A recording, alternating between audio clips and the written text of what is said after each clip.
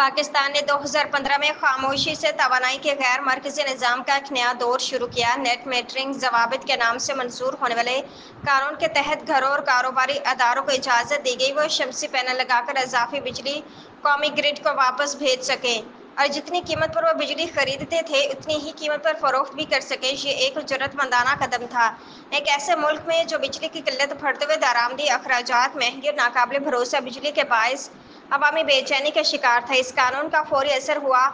گرتی ہوئی solar panel کی قیمتوں جنوبی ایشیا میں سب سے زیادہ بجلی کی خوردہ نرخوں کے باعث پاکستان میں شمسی توانائی کے استعمال میں تیزی آئی۔ صرف سال 2024 میں 22 میگا واٹ کے سولر پینلز درآمد کیے گئے جو ایک حیران کن عدد ہے۔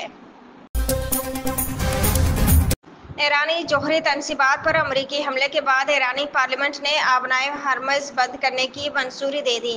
تاہم بندش کا حتمی فیصلہ ایرانی پارلیمنٹ کی حمایت کے بعد کیا جائے گا۔ جوہری تنصیبات پر حملوں کے بعد ایران کے پاس کون سے آپشنز ہیں جس کا اسے انتخاب کرنا ہے؟ ایران کے پاس پہلا آپشن یہ کہ وہ امریکی اثاثوں یا ایئر بیسز پر حملہ کرے، یا اس کے علاوہ اگر وہ آبنائے ہرمز کو بند کرتا ہے تو اس سے عالمی معیشت پر بہت منفی اثرات مرتب ہوں گے۔ ایرانی وزیر خارجہ عباس اراغچی نے امریکی حملے کے بعد کہا ہے کہ صدر ٹرمپ نے ایران کو دھوکہ دیا، اب نتائج کی ذمہ داری امریکہ پر ہوگی۔